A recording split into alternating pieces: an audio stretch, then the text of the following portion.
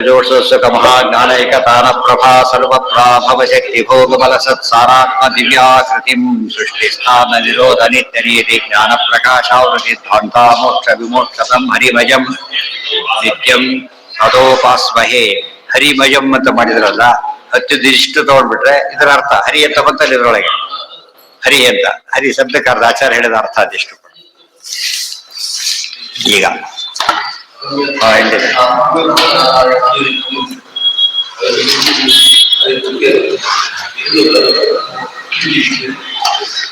ಹರಯೇ ನಮಃ.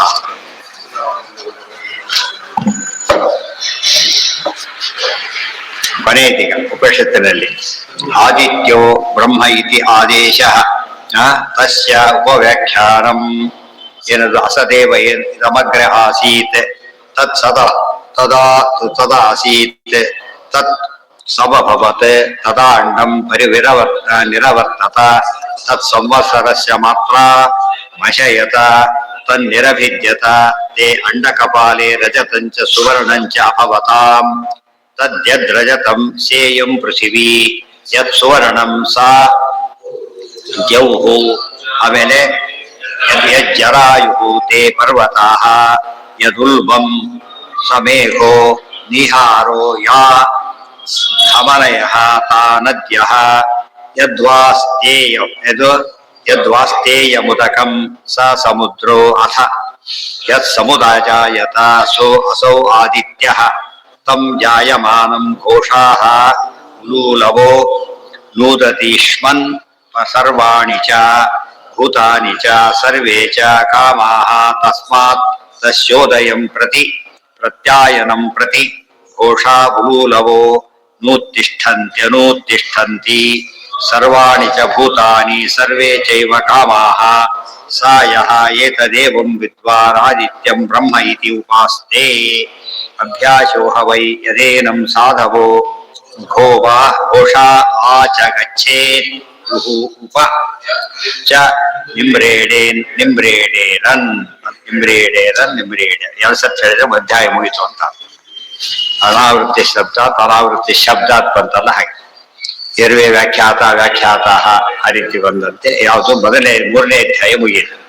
ಇಲ್ಲೆಲ್ಲ ಕೆಲವು ಪದಗಳೆಲ್ಲ ಬಂದು ಮೊದ್ಲೇನ್ ಹೇಳಿದ್ರು ಅಸದೇವ ಇದಮಗ್ರೆ ಆಸಿ ಹೋದ ಮತ್ತೆ ಹೇಳಿದಾಗಾಯ್ತು ಶೂನ್ಯ ಇತ್ತು ಅಂತ ಹೇಳಿಬಿಟ್ರಲ್ಲ ಅಲ್ಲ ಅರ್ಥ ಹೇಳ್ತಾರೆ. ಅಗಮ್ಯತ್ವಾತ್ ಅಸನ್ನಾಮ ಬ್ರಹ್ಮ ನಾರಾಯಣ ಯಾರಿಂದನೂ ಹೊಂದಲ್ಪಡಲಿಕ್ಕೆ ಸಾಧ್ಯ ಇಲ್ಲ ಆದ್ರಿಂದಾಗೇನೆ ಅಸತ್ ಅಂತ ಕರೀತಾರೆ. ಅಸತ್ ಹೊಂದಲ್ಪಡಲಿಕ್ಕೆ ಸಾಧ್ಯ ಇಲ್ಲ, ಮೇಲಿದೆ ಕೈ ಜಾರಿ ಸಿಗೋದಿಲ್ಲ. ಅಸತ್ ಅರ್ಜೆಂಟ್ ಬೇಕಾಗಿದೆ, ಏನು ಇಲ್ಲ ಕೊಡ್ಬೇಡಿ ಅಂತ ಕೇಳಿ ಅಲ್ಲಿದೆ ಇಲ್ಲ ಅಂತ ಸಿಗದೇ ಇಲ್ಲ ಆದ್ರಿಂದ ಇಲ್ಲ ಅಂತ ಕೇಳಿ ಗ್ರೇಪ್ ಸರ್ಸವರ್ ಅಂತಾರಲ್ಲ ಹಾಗೆ ಸಿಗದೆ ಹೋಗಿದ್ದೇನೆ ಅಂತ ಕರೀತಾರೆ, ಬಿಟ್ಟು ಬಿಡೋದು ಅಂತ. ಅಗಮ್ಯತ್ವಾತ್ ಅಸನ್ನಾಮ ಅಂದ್ರೆ ಯಾರಿಗೂ ಗಮ್ಯನಾಗದ ಭಗವಂತ ಇದ್ದ. ಆಸೀತ್ ಉದಾರ ಗುಣ ವಾರಿಧಿ ಆದ್ರಿಂದ ಸೃಷ್ಟಿಯಾಯಿತು ಅಂತ ಅರ್ಥನೇ ಹೊರತು ಏನಲ್ಲ. ಬ್ರಹ್ಮಸೂತ್ರ ಅಸದಿತಿಯನ್ನ ಪ್ರತಿಷೇಧ ಮಾತ್ರತ್ವ ಸೂತ್ರ ಅದ್ರ ಮೇಲೆ ಸೂತ್ರನೇ ಇದೆ. ಆ ರೀತಿ ಹೇಳ್ತಾ ಇಲ್ಲ ವೇದ, ಈ ಅರ್ಥ ಹೇಳ್ತಾ ಇದೆ ಅಂತ ಹೇಳ್ತಾರೆ. ಗೊತ್ತಾಯ್ತಾ? ಎಲ್ಲ ವಾಯುದೇವತೆ ಎಲ್ಲ ಅರ್ಥನ ಮಾಡುದು. ಇಲ್ಲಿ ಬಂದಿರೋದು ಪರಮಾತ್ಮ ಬ್ರಹ್ಮ ನಾರಾಯಣಾಭಿಧಂ ಪ್ರಳಯ. ಅದಕ್ಕೆ ಸದಸತ್ ವಿಷ್ಣುಸಹಸ್ರೊಳಗೆ ಬಂದ್ಬಿಟ್ಟಿದೆ. ಇದು ವಿಷ್ಣುಸಹಸ್ರ ವ್ಯಾಖ್ಯಾನ ಇದಕ್ಕೆಲ್ಲ ಕೂಡ. ಪ್ರಳಯ ವಾಸುದೇವಾಖ್ಯಂ ಗಮ್ಯಂ ಸತ್ ಅಭವದ್ವಿಧ.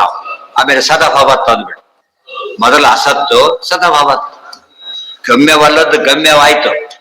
ದೇವರ ಆರಾಧನೆ ಮಾಡಿದ್ರೆ ಗಮ್ಯ ಆಯ್ತು, ಯಥಾಯೋಗ್ಯವಾಯ್ತು. ಆದ್ದರಿಂದ ಗಮ್ಯನು ಪರಮಾತ್ಮ ವಾಚ್ಯನೂ ಹೌದು ಅವಾಚ್ಯನೂ ಹೌದು. ಹೇಗೋ ಗಮ್ಯನೂ ಹೌದು ಅಗಮ್ಯನೂ ಹೌದು, ಅಸತ್ತು ಹೌದು ಸತ್ತು ಹೌದು. ಅವಾಚ್ಯ ಪೂರ್ತಿ ಅಂತ ಅರ್ಥ. ಪೂರ್ತಿ ವಾಚ್ಯನಲ್ಲ, ಅದಕ್ಕೆ ಅವಾಚ್ಯ. ಭಾರಿ ಚೆನ್ನಾಗಿದ್ರೆ ಹೇಳಕ್ಕೆ ಬರೋದಿಲ್ಲ ಅಂತ ಹೇಳ್ತಾರಲ್ಲ, ಶಾಸ್ತ್ರಾರ್ಥ ಅಲ್ಲ, ಯಾವ್ದು ತಿಂಡಿ ನೆನಪಾಗಿರ್ತದೆ ಇರ್ತದೆ.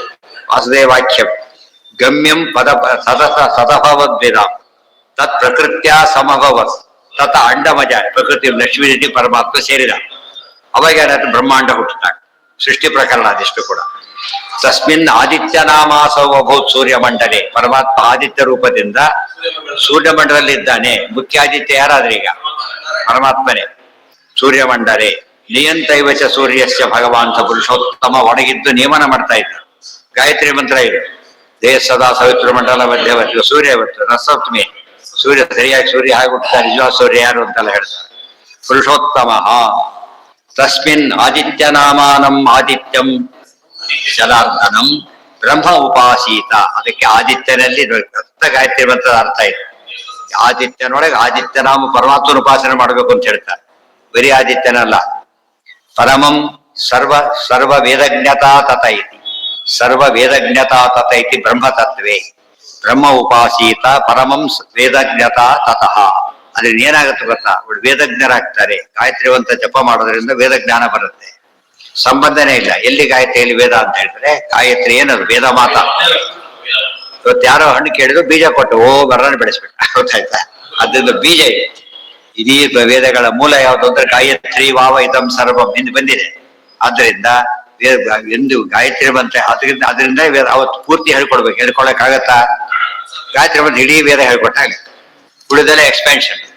ಡ್ರಾಫ್ಟ್ ಕೊಟ್ಟು ಮುಂದೆ ಏನ್ ಮಾಡಿಸ್ಬೇಕು, ಎನ್ಕ್ಯಾಶ್ ಮಾಡಿಸ್ಬೇಕಷ್ಟೇ. ದುಡ್ಡು ಬಂತ ಅವನ ಕೈ ಇದೆ, ಬಟ್ ಎನ್ಕ್ಯಾಶ್ಮೆಂಟ್ ಪ್ರೋಸೆಸ್ ಇದೆ, ಪ್ರೋಸೆಸ್ ಆಗ್ತದೆ.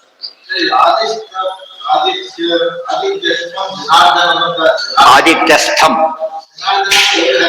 ಹಾ ಹಾ ಅಲ್ಲ ಅಲ್ಲ ಅಲ್ಲ ಜನಾರ್ದನ ಅಂದ್ರೆ ಏನು? ನಮ್ಮ ಹುಟ್ಟು ಇಲ್ದಂತೆ ಮಾಡುವವನು ಅಂತ. ಜನ ಅಂದ್ರೆ ಹುಟ್ಟಿಲ್ದಂತೆ ಮಾಡುವವನು, ಅದು ಉದ್ಧಾರ ಮಾಡ್ತಾರೆ ಅಂತ. ಜನಾರ್ದ ಸತ್ಸೋತರು ಭರ್ಗೋ ದೇವಶ್ರೀ ಧಿಯೋ ಯೋನಃ ಪ್ರಚೋದಯ. ಎಲ್ಲಿಗೆ? ಮೋಕ್ಷದ ಕಡೆ ಮನಸ್ಸನ್ನ ಪ್ರೇರೇಪಣೆ ಮಾಡೋದು, ಬಿಡಿಸ್ಕೊಂಡು ಯೋಚನೆ ಮಾಡೋದು. ಯಾರೋ ಜೈಲಲ್ಲಿ ಇದ್ದಾಗ ಮಾತಾಡಿ ಚೆನ್ನಾಗಿದ್ಯಾ, ಅಲ್ಲ ಊಟ ಗಿಟ್ಟು ಕೊಡ್ತಾರ, ಓಕೆ ಅಂತ ಕೇಳೋದಿಲ್ಲ. ಬಿಡುಗಡೆ ವ್ಯವಸ್ಥೆ ಆಗ್ತಿದ್ಯಾ ಅದನ್ನ ನೋಡ್ಬೇಕು. ಅವ್ರಿಗೆ ಬಂದು ಬಿಡಿಸ್ರಿ ಅಂತ ಅವ್ರಿಗೆ ಕೇಳ್ತಾರೆ. ಬಿಡುಗಡೆ ಏನ್ ಮಾಡ್ಬೇಕು ಹೇಳಿದ್ರು, ಏನ್ ಮಾಡಿದ್ದೆ ವಿಷಯ ಹೇಳುತ್ತ ಅವ್ರು ಹೇಳ್ತಾರೆ. ಅದರಿಂದ ನಾವು ದೇವರಿಗೆ ಎಷ್ಟು ಅರ್ಥ ಮಾಡಿದ್ರೆ ಸರಿನೇ. ಒಂದರ್ಥ ಏನಂದ್ರೆ ನಜಾಯತೆ ಇತಿ ಜನಃ ಅರ್ಧ ಇತಿ ಸಂಸಾರಂ ಇತಿ ಅರ್ಧನಃ ಜನಶ್ಚಾಸೋ ವರ್ಧನಶ್ಚ ಜನಾರ್ದನ. ಇದು ಆಚಾರ್ಯ ತೋರಿಸಿರೋ ವಿಗ್ರಹ ಕೊಟೇಶನ್ ಕೊಟ್ಟು ಹೇಳಿದ್ದಾರೆ. ಇನ್ನು ಅರ್ಥ ಬಿಟ್ಟು ಎಷ್ಟು ಬೇಕಾದ್ರೆ ಹೇಳ್ಬೋದು. ಆದ್ರೆ ಇದನ್ನ ಬಿಡಾಗಿಲ್ಲ, ಮೂಲ ಅರ್ಥ ಆಗಿಟ್ಕೋಬೇಕಲ್ಲ, ಗೊತ್ತಾಯ್ತಾ? ಇನ್ನು ಜನಾನಾಂ ದುಷ್ಟ ಜನಾನಾಂ ಅರ್ಧನಃ, ದುಷ್ಟ ಜನಾನ ಅರ್ಧ ಇತಿ ಜನಾರ್ದನ. ಅದರ್ಥ ಬೇಕಾಷ್ಟು ಮಾಡ್ಬೋದು. ಜನಾರ್ದನ. ನೆಕ್ಸ್ಟ್ ತಸ್ಮಿನ್ ಆದಿತ್ಯನಾಮಾನಂ ಆದಿತ್ಯಸ್ಥಂ ಜನಾರ್ದನಂ ಬ್ರಹ್ಮ ಉಪಾಸೀತ ಪರಮಂ ಸರ್ವ ವೇದಜ್ಞತಾ ತತಃ ಇತಿ ಬ್ರಹ್ಮತತ್ವ. ಇದರಿಂದ ಸರ್ವ ವೇದಜ್ಞತ ಗಾಯತ್ರಿ ಮಂತ್ರದ ಮಹಿಮೆ ಹೇಳಿಬಿಟ್ರು. ಹೇಳ್ಬೇಕು ನಿತ್ಯ ಅಂತ. ಅಲ್ಲಿಗೆ ನಾಳೆ ದಿವಸ ಮುಂದಿರುವ ಸರ್ವೇಂದ್ರಿಯ ಪ್ರೇರಕೇಣ ಸೀತಾರಪತಿನೇ ಯದವೋಚ ಮಹಂತೇನ ಯದವೋಚ